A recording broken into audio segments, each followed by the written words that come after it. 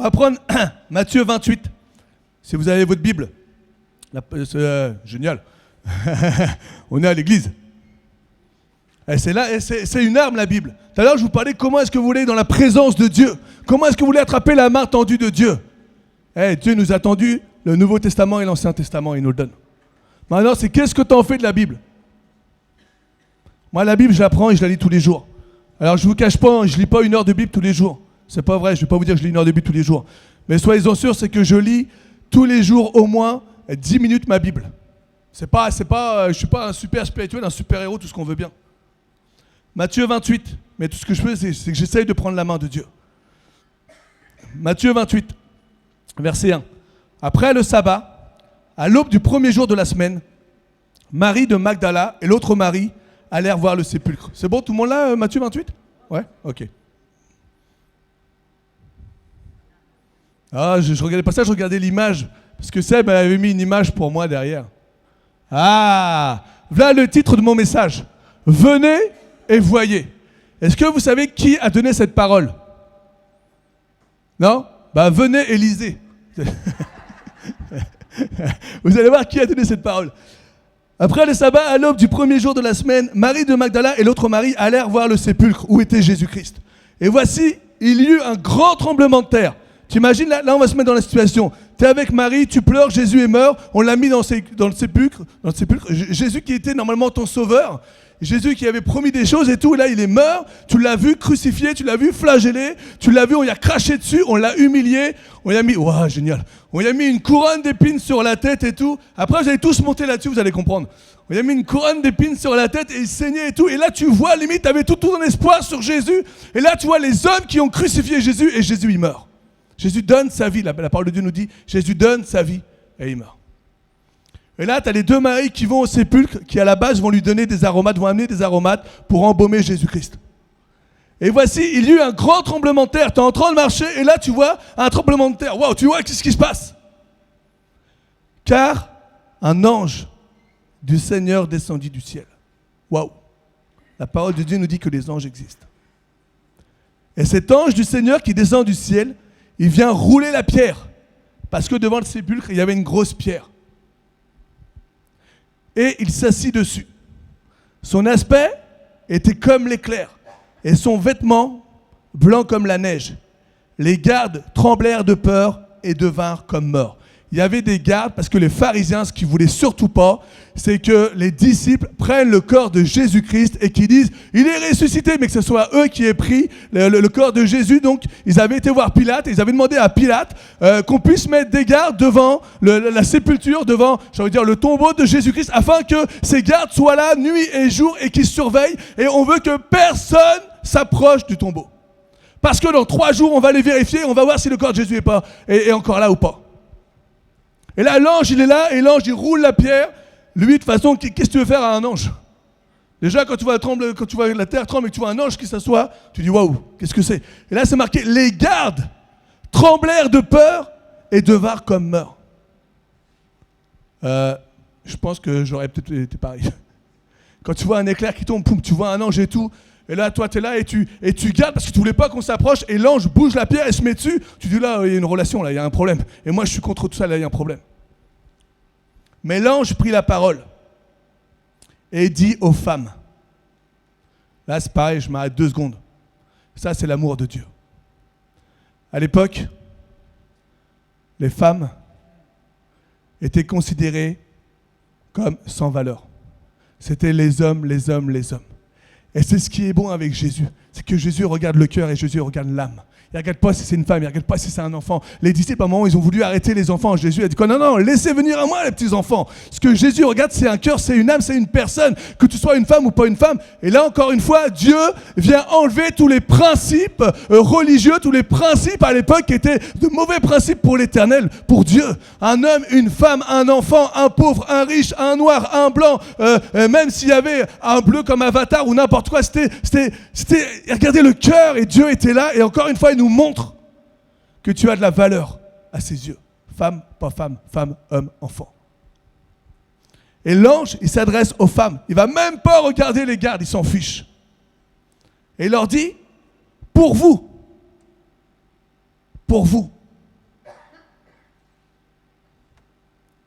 ne craignez pas. Là, moi, je ferais le garde. Je me dirais, il leur dit, pour vous, ne craignez pas. Ça veut dire quoi? Ça veut dire que nous, on doit craindre. Qu'est-ce qui se passe pour nous, s'il te plaît? Je crois que je serais parti rapidement. Car je sais que vous cherchez Jésus qui a été crucifié. Là encore, tu as une autre révélation. Pour vous, ne craignez pas. Pourquoi? Est-ce que c'est marqué que les maris avaient dit quelque chose? Non, il n'y a rien de marqué. Il leur dit, pour vous, ne craignez pas. Parce que je sais que vous cherchez Dieu. Là, on voit encore une fois l'omniscience de Dieu. On voit l'omniprésence, on voit combien Dieu est omnipotent, combien Dieu peut tout, est présent partout et Dieu connaît tout. Dieu savait déjà que ces femmes cherchaient Jésus-Christ. L'envoyé de Dieu leur dit, pour vous, ne craignez pas. Pourquoi? Parce que je sais que vous êtes venus pour chercher Jésus-Christ. Et là, déjà, t'es là, t'es cette femme-là, tu dis, waouh, comment ils savaient ça? On n'a rien dit, on n'a rien fait. On aurait pu passer devant le sépulcre. On n'était pas obligé de s'arrêter. Dieu nous rappelle sa présence, sa puissance. Et elle lui dit, il n'est point ici, il est ressuscité comme il l'avait dit. Venez, voyez le lieu où il était couché. Et allez promptement dire à ses disciples qu'il est ressuscité des morts. Et voici, il vous précède en Galilée. C'est là que vous le verrez. Voici, je vous l'ai dit. Et donc, qui nous dit, venez, voyez? C'est l'ange, c'est l'envoyé de Dieu. Ce matin, je prie afin qu'on puisse, merci, je prie afin qu'on puisse entendre et voir comme Dieu veut qu'on entende et qu'on voit ce qu'il veut nous apporter, la manne qu'il veut nous donner ce matin. Je prie dans le nom de Jésus-Christ, afin que Dieu ouvre nos cœurs pour ce qu'il veut nous donner. Verset 9, on voit, mais comme elles allaient pour l'annoncer à ses disciples, Jésus vint à leur rencontre et dit, je vous salue. Elles s'approchèrent pour saisir ses pieds et elles se prosternèrent devant lui. Alors Jésus leur dit, ne craignez pas.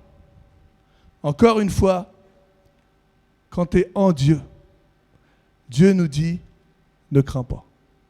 Ne crains pas demain. Ne crains pas ce qui va t'arriver. Laisse le Seigneur poser sa paix dans ton cœur. Laisse le Seigneur remplir et ne crains pas. Appuie-toi sur lui. Appuie-toi sur sa parole. Appuie-toi sur ses promesses. Seigneur, mais regarde combien... Je vous dis ça parce qu'en ce moment, j'ai peur. Et je prie au nom de Jésus afin que cette crainte s'en aille de ma vie. Et je prie parce que j'ai soudainement une dent de sagesse qui a poussé. J'avais un trou dans une molaire et je dis, ouais, mais c'est quoi ce trou et tout? Et finalement, c'est une dent de sagesse. Et j'étais voir le dentiste et il m'a dit, il va falloir la retirer. J'en ai des sueurs. Qu'est-ce qu'elle me raconte là? Pourquoi elle me dit qu'il faut retirer? J'ai 44 ans. Pourquoi tu as une dent qui pousse à 44 ans? Et pourquoi il faut la retirer? On ne peut pas la laisser là? Seigneur, je prie que ta paix vienne dans mon cœur. Ma mère rigole. Ma mère s'éclate de voir son fils qui flippe. Merci maman. Venez, voyez, voici la parole de Dieu, voici la parole de l'envoyé de Dieu. Et alors que je lisais la Bible, que ça me dit, ouais Manu, est-ce que tu peux amener un message et tout? Et là, j'étais dans venez, voyez. Et ça parlait à mon cœur, mais je me suis dit, non mais qu'est-ce que tu veux nous dire? Je veux bien apporter venez, voyez, mais qu'est-ce que tu veux me dire? Et Dieu m'a montré dans le verbe « venez », Dieu m'a montré 3 aspects. 3 aspects. Et je fais « waouh, ok, ça marche ». La première des choses, c'est que c'est l'envoyé de Dieu qui t'invite. Tu as une invitation de Dieu. Si je te dis « viens à la maison, viens boire un verre, viens à la maison, viens manger ». Je ne suis pas en train de t'inviter là. Je ne peux pas inviter toute l'église en même temps, je vous le dis tout de suite. Je suis en appartement, il n'est pas très très grand. Donc là, tu as l'ange qui dit, alors que les femmes sont là, il leur dit, venez, venez. Waouh, tu as une invitation de Dieu. L'Esprit de Dieu t'invite à quoi? À venir connaître Jésus-Christ. L'Esprit de Dieu t'invite à venir voir la résurrection de Jésus. À venir voir l'amour de Dieu, à venir... Dieu est en train de te dire, viens. Est-ce que tu veux venir? Moi, je te lance cette invitation. Est-ce qu'aujourd'hui, tu veux voir l'amour du Père Céleste? Est-ce qu'aujourd'hui, tu veux sentir l'amour de Dieu? Est-ce qu'aujourd'hui, tu veux qu'il y ait cette relation entre toi et moi? Est-ce qu'aujourd'hui, tu veux comprendre? Est-ce qu'aujourd'hui, tu veux entendre ma voix? Est-ce qu'aujourd'hui, tu veux voir la Bible, pas comme un livre, mais comme une parole que je te donne. Est-ce qu'aujourd'hui, tu veux comprendre qui je suis? Est-ce qu'aujourd'hui, tu veux voir que je suis un Dieu qui est vivant? Un Dieu qui est jaloux, un Dieu qui prend soin de toi, un Dieu qui t'aime plus que tout, un Dieu qui a donné son Fils bien-aimé? Viens. Viens. Je t'invite. Viens dans ma présence. Si on prend Isaïe 43, regardez combien Dieu est bon. Isaïe 43. Ainsi parle maintenant l'Éternel qui t'a créé, ô Jacob, celui qui t'a créé, celui qui t'a formé, ô Israël. Ne crains rien, parce que Jacob c'est aussi appelé Israël. Ne crains rien, car je te rachète. Ne crains rien, Isaïe 43, verset 1. Ne crains rien, car je te rachète. Je t'appelle par ton nom. Tu n'es pas un inconnu aux yeux de Dieu. Là, laisse-moi te dire ce matin que Dieu te connaît par ton nom. Dieu sait qui tu es parce que tu as une valeur à ses yeux. Je t'appelle par ton nom, 2 petits points. Tu es à moi. Je t'appelle par ton nom, tu m'appartiens. C'est moi qui t'ai choisi, c'est moi qui t'amène, c'est moi qui veux te faire découvrir, c'est moi qui te donne la vie. Tu crois que tu t'es levé ce matin? Est-ce que tu crois que c'est un dû? Est-ce que tu crois que c'est un dû si tu t'es levé ce matin, que tu t'es réveillé, que ça sentait bon chez toi, et que tu as pu déjeuner, tu as pu ouvrir les volets si tu veux et tout? Est-ce que tu crois que c'est un dû?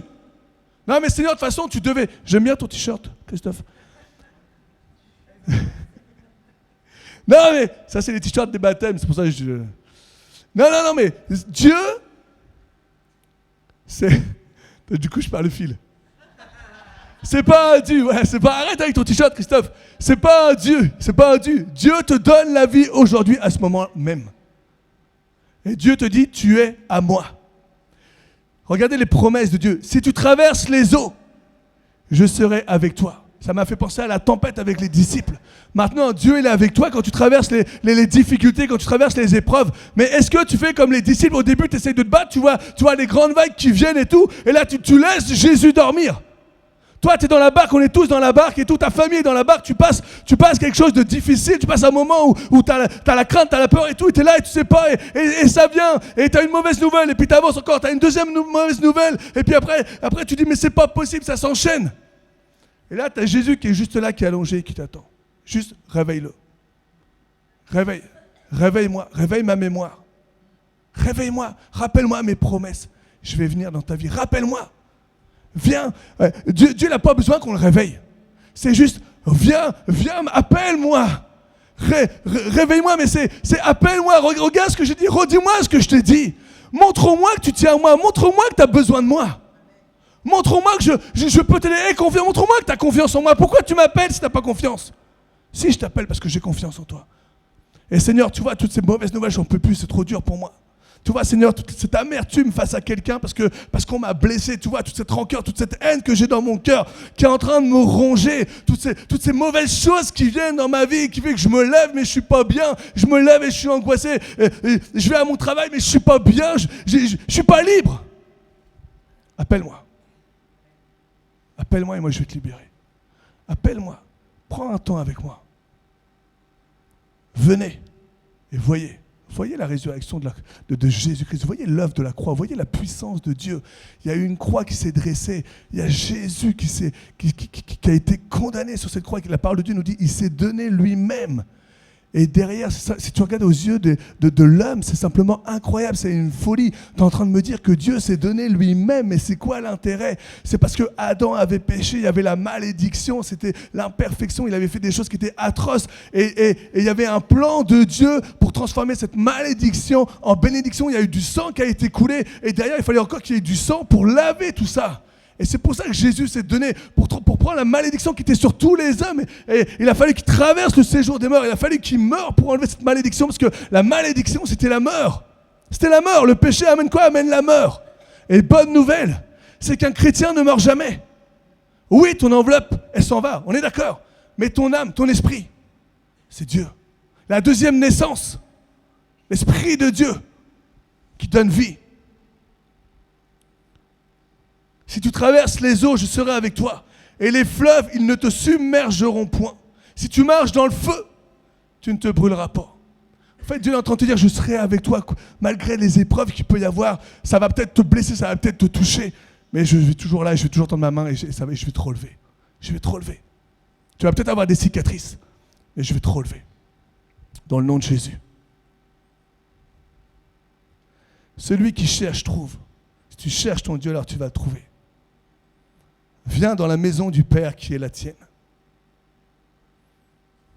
Dieu, à travers Jésus-Christ, à travers la résurrection, à travers cette puissance, ouvre la porte des cieux. Dieu ouvre la porte des cieux. Vous savez, quand ils ont entendu les disciples, celui-ci est mon fils bien-aimé en qui j'ai mis toute mon affection. Et ben, je peux vous dire qu'en fin de compte, cette même parole, elle est pour chacun d'entre nous. Si on prend Jean 17, verset 23, on va prendre rapidement Jean 17. Dieu a un amour pour nous, si on pouvait imaginer, si on pouvait le sentir, si on pouvait le voir. Jean 17, verset 23. Peut-être même on va prendre un tout petit peu avant. Je leur ai donné la gloire que tu m'as donnée, afin qu'ils soient un comme nous sommes un. Moi en eux, et toi en moi, afin qu'ils soient parfaitement un. Que le monde connaisse que tu m'as envoyé, que tu les as aimés comme tu m'as aimé. Donc en fin de compte, quand Dieu a dit à Jésus-Christ, celui-ci est mon fils bien-aimé en qui j'ai mis toute mon affection, Jésus est en train de te dire que l'amour que Dieu, que le Père a pour lui, c'est le même pour vous. Dieu nous aime d'un amour insondable. On ne peut pas percevoir l'amour de Dieu. Tellement il y a cette grandeur, la puissance de Dieu qu'il a donné Jésus exprès pour nous racheter. Il y avait ce plan divin. La porte des cieux est ouverte. Maintenant, qu'est-ce que tu fais? Premier acteur, c'est Dieu, et il te donne cette invitation. Venez, viens. Deuxième acteur, c'est toi. C'est toi. Qu'est-ce que tu fais de cette invitation? Dieu ne va jamais t'obliger. Combien de fois j'ai entendu, et c'est vrai, Dieu c'est comme un gentleman, il est là et il ne va pas te forcer, il ne va pas t'obliger, sinon Dieu nous aurait fait des robots. Sinon tu regardes ton voisin, est-ce que tu peux regarder ton voisin là? Et tu regardes s'il n'y a pas un fil qui dépasse au niveau de ses bras, si ce n'est pas une marionnette, si au niveau des jambes là, ce n'est pas Dieu qui le dirige. Non, personne n'a des fils comme ça, il n'y en a pas par là, non? Parce qu'on n'est pas des marionnettes, parce qu'on n'est pas des robots. Parce que Dieu nous donne le libre arbitre, Dieu nous donne le libre choix. Dieu t'invite à venir, mais jamais Dieu va t'obliger à venir dans l'église. Jamais Dieu va t'obliger à dire « Prends un temps avec moi ». « Oh, t'as pas pris un temps avec moi ». Non. Ou jamais Dieu va t'enfermer en disant hey, « Prends un temps avec moi, t'as pas le droit de bouger, tu bouges plus ». C'est pas un dictateur. Il veut simplement que tu découvres qui il est. Simplement que tu découvres qui il est. Il te donne cette invitation et toi, qu'est-ce que tu en fais? Dieu veut que tu viennes découvrir cette relation, cet amour inconditionnel qu'il a pour toi. Dieu, il veut que tu viennes découvrir. Voyez et venez et voyez. Vois ce qui se passe. Regarde ce que tu peux, comment tu peux être avec Jésus-Christ, avec Jésus. Regarde comment Dieu peut changer ta vie. Comment Dieu peut changer tes craintes. Comment là où on t'avait peut-être écrasé, ou là où tu manquais d'assurance, là où tu étais tout petit, là où tu voyais rien, là où on te tapait, on te méprisait. Regarde-moi ce que je veux faire de toi. Regarde-moi parce que Dieu est un Dieu qui veut nous élever. Prospère comme l'état de ton âme prospère. Dieu donne la vie, il la donne en abondance. Dieu ne veut pas que tu sois pauvre, que tu sois triste, malade et tout. Non, c'est pas vrai, c'est pas vrai. Dieu te donne la vie et la vie en abondance. Deuxième aspect, l'acceptation de l'invitation. Et ça, c'est toi seul peux l'avoir. L'ange, il dit aux femmes, venez. Maintenant, les femmes, ils auraient pu faire demi-tour et partir. Ils auraient pu faire ça. Ils auraient pu avoir peur et puis, pouf, elles partent. Il dit, venez et voyez. On va prendre, vous savez ce qui est bon dans la parole de Dieu, dans les évangiles, parce que souvent on dit, ouais, mais les évangiles, c'est un peu les mêmes, je comprends pas, des fois, c'est pas exactement pareil, mais c'est parce que les disciples avaient leur vision. Les disciples regardaient et il va mettre, lui, ce qui est important pour lui, et lui, il va mettre ça, et lui, il avait vu ça comme ça. Et si on prend Jean chapitre 20, vous allez voir comment Jean voit cette scène. Jean chapitre 20.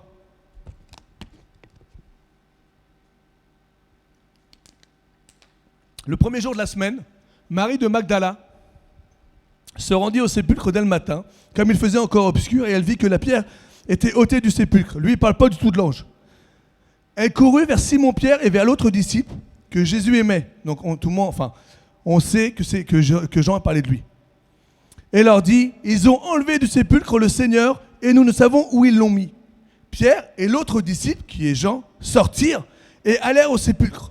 Ils couraient tous deux ensemble. Donc là, tu imagines la scène. Marie vient voir Pierre et Jean, leur dit « Oh !» Il se trouve, il n'a même pas entendu ce que Marie lui a dit. Elle lui a juste dit « Il n'y a plus personne dans le sépulcre et tout. » Donc Pierre et Jean, qu'est-ce qu'ils font?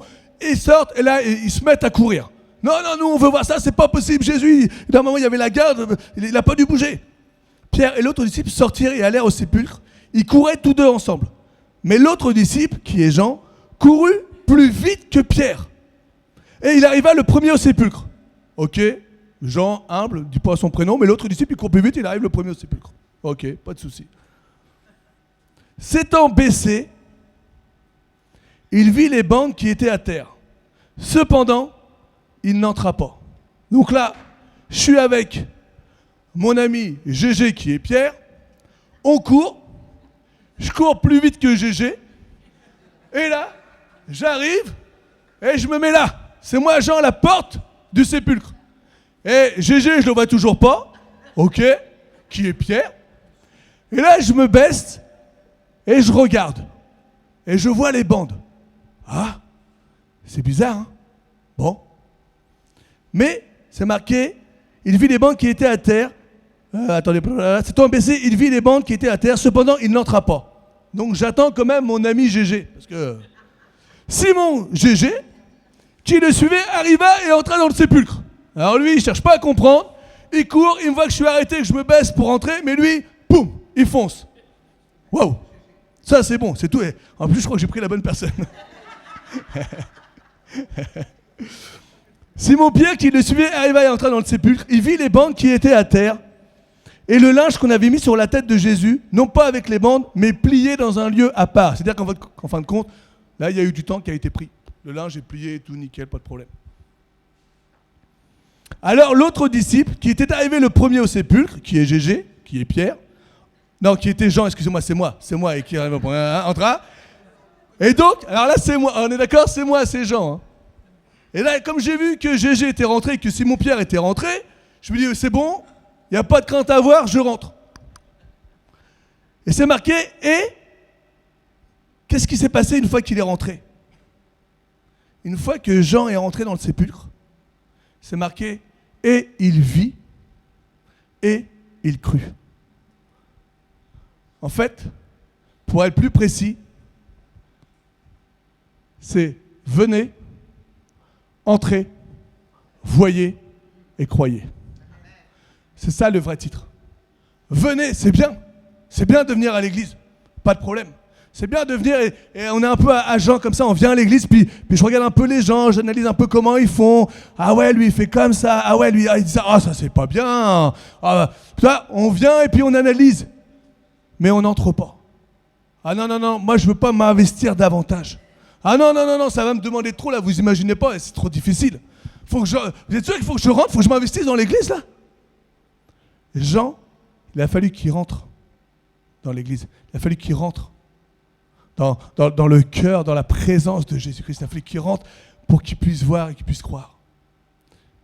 Maintenant, tu as l'invitation de Dieu. Tu as l'acceptation.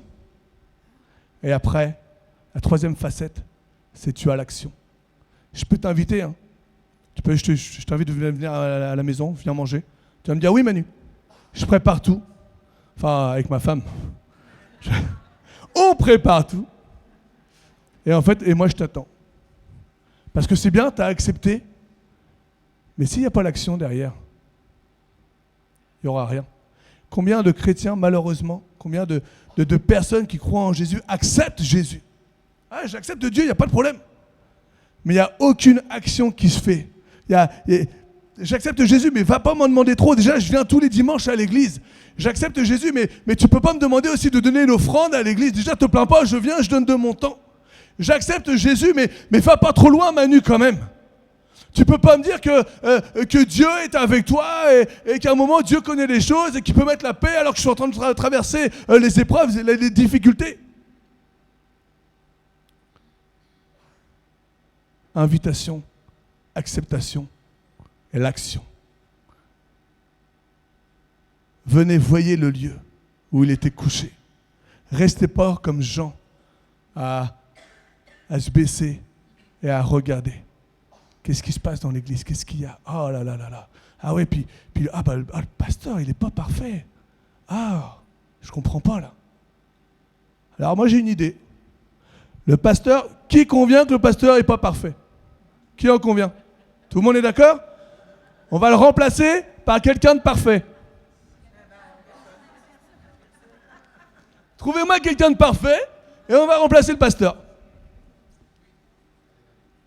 Oh, je suis très très très loin d'être parfait. C'est ça la grandeur et la puissance de l'Église, c'est parce qu'on est peut-être imparfait. Mais il y a l'amour de Jésus qui vient, il y a cette assurance, il y a cette envie de le servir, il y a cette relation, cette communion avec Dieu. Il y a oui Seigneur, on sait que tu nous as invités, mais Seigneur, non seulement on a accepté, mais on a pris cette manette et on a déclenché, on veut actionner Seigneur ce travail avec toi et pour toi. On travaille pour le royaume de Dieu.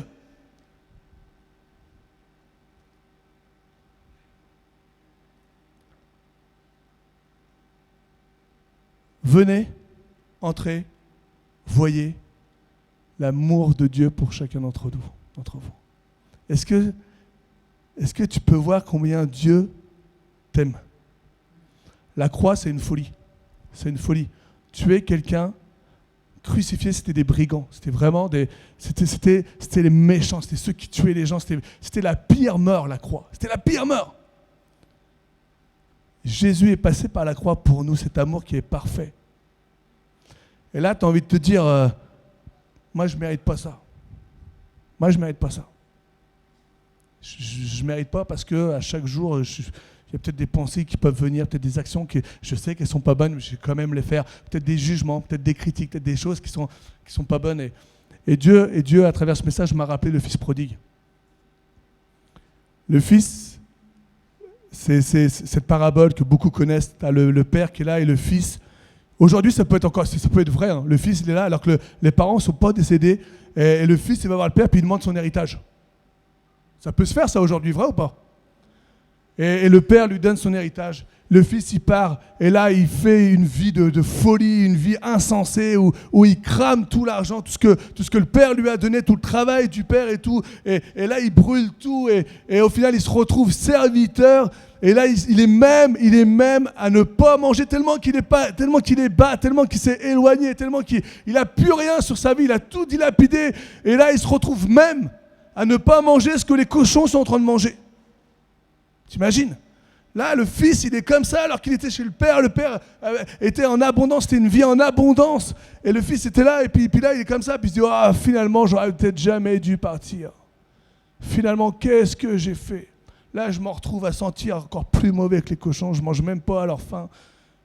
Qu'est-ce que je fais? La parole de Dieu nous dit que le fils a décidé de revenir vers le père. Et là, sans aucun jugement, mais combien d'entre nous avons quitté Dieu?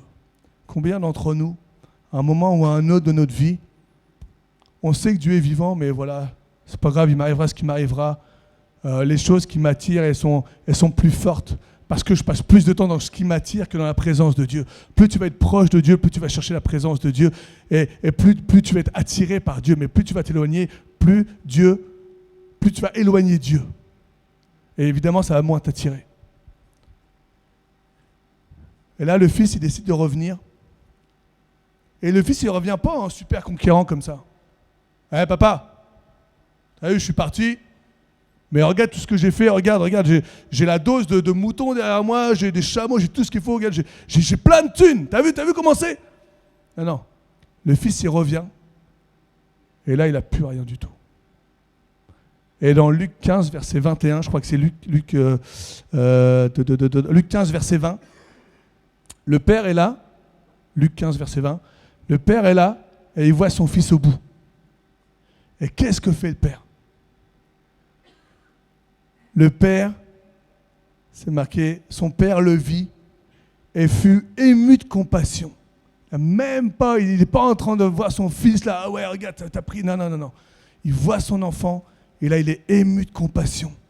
Et qu'est-ce qu'il fait? Le père, il court se jeter à son cou et il l'embrasse. Comme je vous disais tout à l'heure, il ne regarde même pas l'odeur de son fils, il ne regarde même pas ce qu'il a fait. Non. Qu'est-ce qu'il a fait? Il a embrassé son fils, il l'a pris. Si on savait l'amour du Père pour chacun d'entre nous, là, ce que je suis en train de te dire, c'est que aucun péché, aucune chose que tu as pu faire peut t'éloigner Jésus-Christ de toi, son amour de toi. À part renier l'Esprit de Dieu, mais dans ce cas-là, tu ne vas pas chercher la présence de Dieu. Mais rien que tu n'aies pu faire, aucune condamnation, aucune erreur. David a envoyé Uri le Héthien, le Hittite, il l'a envoyé au front pour qu'il meure parce qu'il aimait sa femme. Et pourtant, après, David s'est repenti, il a su se repentir et Dieu l'a pris dans ses bras. Verset 21, le fils dit, « Je ne suis plus digne d'être appelé ton fils. » Il réalise, il est conscient de ce qu'il a fait. Et là, alors que son père est en train de l'embrasser et tout, le fils dit, je ne suis même pas digne. Non, je ne suis pas digne. Combien de fois on n'est pas digne que Dieu nous prenne dans ses bras? Moi, je ne suis pas digne. Je sais que je ne suis pas digne parce que Seigneur, je n'arrive pas à faire ce que tu me demandes. Paul, il dit, je fais le mal que je ne veux pas faire et je ne fais pas le bien que je veux faire. J'arrive pas à faire ce que je dois faire. Je fais tout le contraire. Je comprends pas, j'y arrive pas. Pourtant, c'est Paul, un grand homme de Dieu. Combien de livres dans la parole de Dieu sont de Paul? Je fais ce que je ne veux pas faire et j'arrive pas à faire ce que je veux faire. Verset 22, le Père il dit, apportez vite la plus belle robe et revêtez-le. Mettez-lui un anneau au doigt et des souliers aux pieds. Amenez le veau gras et tuez-le. C'est l'abondance. Dieu nous aime tellement. Relisez cette parabole. Et vous savez ce qui m'a choqué quand Dieu a ouvert mes yeux là-dessus. Trouvez dans cette parabole-là une seule réflexion du Père. Trouvez dans cette parabole, parce que cette parabole, le Père, c'est Dieu. Trouvez dans cette parabole, alors qu'il sait le mal qu'a fait son fils. Trouvez une seule réflexion du Père. Tu n'aurais jamais dû faire ça. Je t'avais prévenu ou je ne t'avais pas prévenu? Est-ce que nous, parents, on n'est pas les premiers qui disons ça à nos enfants? Vrai ou pas? Et des fois, vous savez quoi? Je me retrouve et je me dis, oh non! Je me retrouve à dire ce que ma mère me disait à mes enfants. Fais tes devoirs, c'est pas pour toi, moi j'ai déjà un travail, c'est pour toi, c'est pas pour moi, c'est pour toi plus tard. Je dis, oh, c'est pas possible, c'est ce que ma mère elle me disait. Vrai ou pas vrai? On se retrouve à dire à nos enfants les réflexions que nos parents nous disaient. Finalement, maman, t'avais raison. Si la louange peut s'approcher.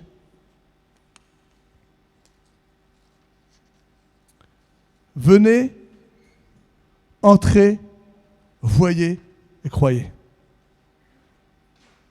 Que l'amour du Père pour toi est plus grand, que la croix était nécessaire, que la crucifixion, qu'il y a une force dans la crucifixion et surtout il y a une force dans la résurrection de Jésus-Christ. Dieu veut que cette résurrection, que tu vives la résurrection de Jésus. Dieu veut que cette résurrection vienne dans ta vie, que ta joie soit transformée là où tu as des pleurs, que Dieu veut te donner la joie, Dieu veut t'aider, Dieu veut donner la capacité à aimer ton ennemi, la capacité à pardonner. Mais comment est-ce que tu veux que je pardonne? Comment est-ce que tu... Regarde ce qu'on m'a fait, mais je ne pourrais jamais pardonner. La résurrection de la croix, la puissance de la croix. Dieu veut donner la capacité, ce que toi tu ne peux pas faire. Dieu peut le mettre dans ton cœur pour que tu puisses le faire. C'est ça qui est beau, c'est ce qui est fort, c'est que Dieu met dans ton cœur la force. Isaïe 1, verset 18, il dit « Si vos péchés sont comme le cramoisi, ils deviendront blancs comme la neige. S'ils sont rouges comme la pourpre, ils deviendront comme la laine. » Isaïe 43, verset 25, « C'est moi qui efface tes transgressions pour l'amour de moi, et je ne me souviendrai plus de tes péchés. » C'est fini. La puissance de la résurrection, la puissance de la croix. L'envoyé de Dieu, l'ange de l'Éternel, te dit ce matin, viens et vois. Pour voir, il faut que tu entres. Il faut que tu rentres dans les plans de Dieu pour ta vie. Trop de personnes veulent voir, ils ne veulent pas entrer. Trop de personnes sont comme Jean, ils sont comme ça. Et on voit des bandelettes. Et j'essaie de voir si je vois Jésus, est-ce qu'il est encore là ou est-ce qu'il n'est plus là? Est-ce qu'il peut vraiment transformer ma vie? Est-ce qu'il peut vraiment apaiser mon cœur avec toutes les souffrances que j'ai pu voir. J'ai lu un témoignage mercredi d'une jeune fille qui a été... c'était un témoignage à Momentum en France, à Bordeaux. Une jeune femme qui... je vais vous le lire rapidement, c'était un court témoignage. Je sais pas où j'ai mis mon téléphone. Il est là. Cherchez pas, hein. Laissez. Je vais lire le petit témoignage. N'hésite pas, hein, n'hésite pas. Je vous le retrouve. J'arrive à le retrouver. Quand il descend, oui, tout s'arrête.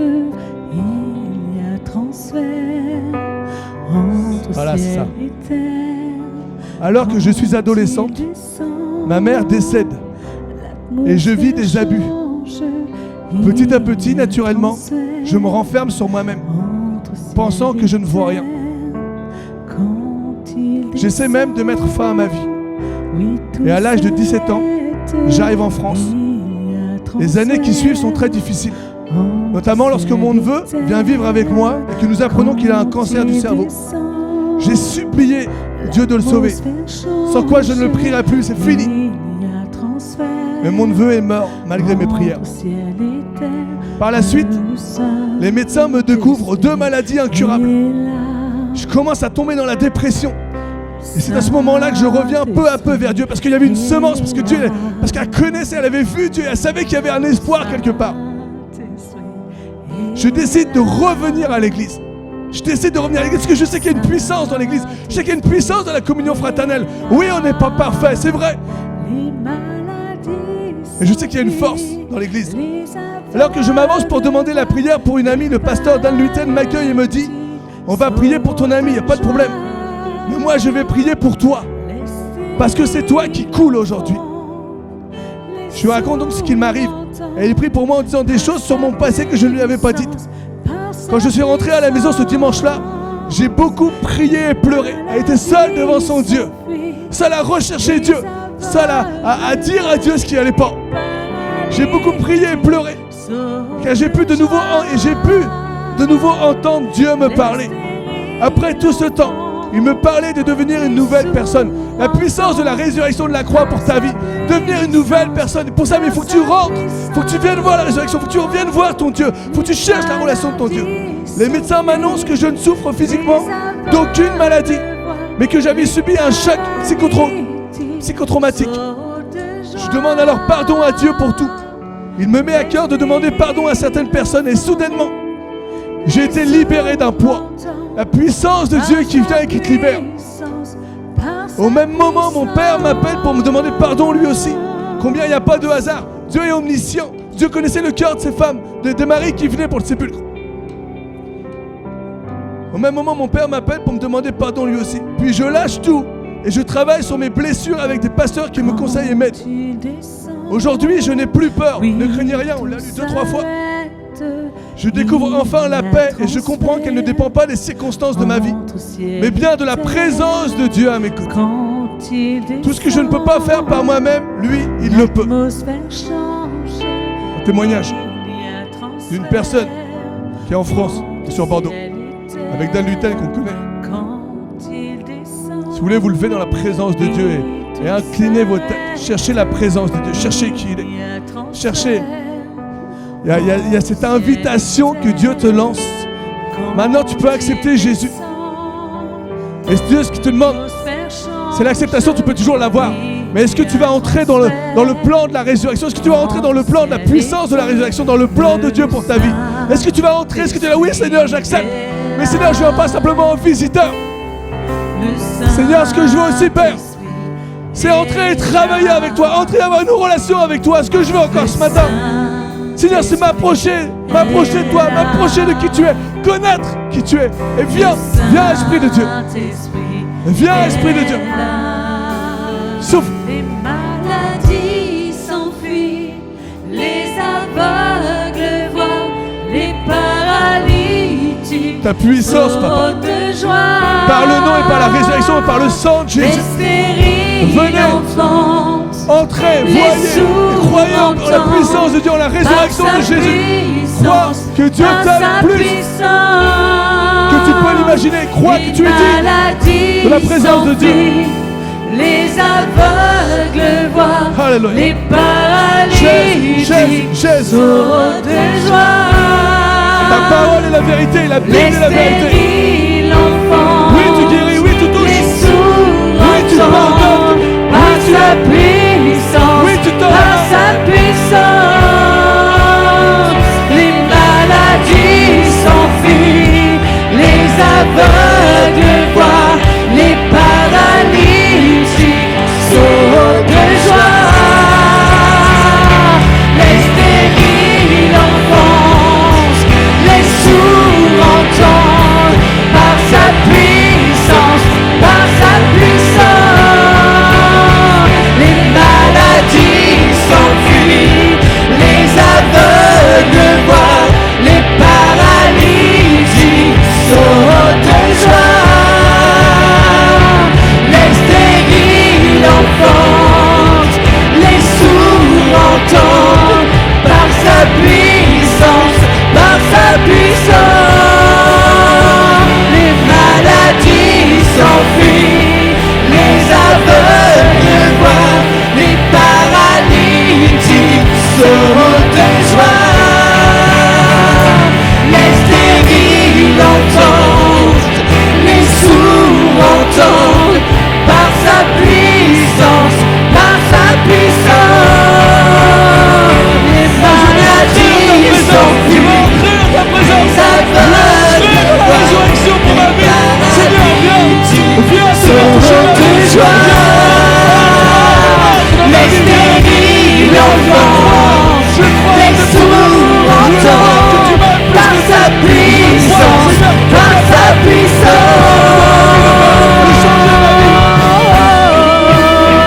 Je crois que tu es capable de changer ma vie. Je crois que tu es capable, Seigneur, de me donner la capacité d'aimer, la capacité de pardonner, la capacité, Seigneur, de me rendre. Je tends ma main. Jésus, Jésus, Jésus, Jésus, Jésus. Oh, Jésus. Les aveugles voient, Jésus. les paralytiques sautent de joie. Confiance en mon Dieu. Les stériles enfantent, les sourds entendent, par sa puissance, par sa puissance. La puissance de la résurrection, la puissance du sang de Dieu, du sang de l'agneau de Dieu. Les aveugles voient, les paralytiques. Tu es pour nous un refuge et un appui, un secours qui ne manque jamais dans la détresse. C'est pourquoi nous sommes sans crainte quand la terre est bouleversée. Seigneur, je vais être sans crainte. Seigneur, parce que tu rassures mon âme, tu rassures mon cœur. Seigneur, tu prends soin de moi, tu prends soin de mes enfants, tu prends soin de ma famille. Tu prends soin, Seigneur, c'est toi le Dieu qui fait les choses. Seigneur, moi j'ai juste à prier, à te rechercher, à t'aimer, à te louer.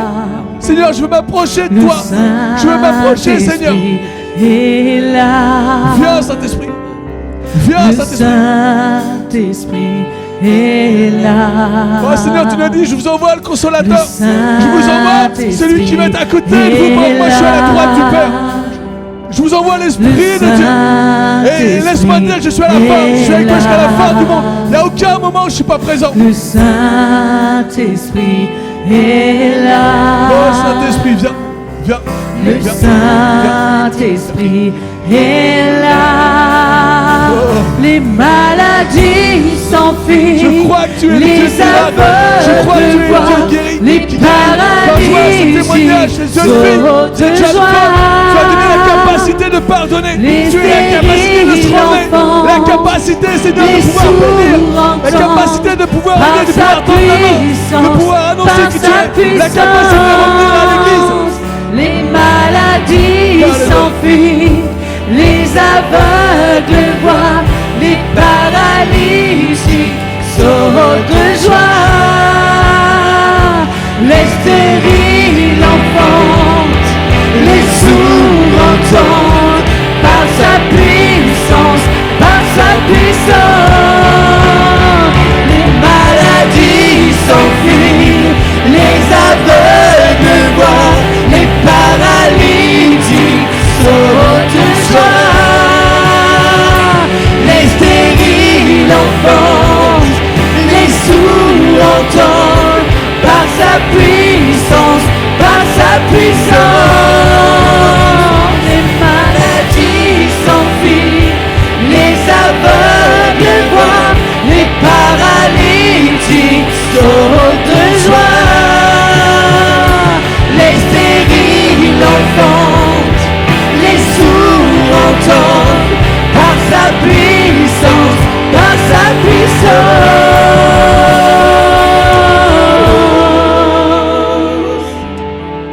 Merci Jésus. Merci pour cette manne, merci pour cette nourriture que tu nous donnes. Merci parce que tu viens parler à nos cœurs. Merci pour ta parole de ce matin, Seigneur. Seigneur, je sais que je suis aussi le premier concerné, Papa. Je veux toujours travailler avec toi et pour toi. Renouvelle nos forces, renouvelle notre engagement. Je prie vraiment pour vous, pour cette semaine, que Dieu vous garde, vous protège.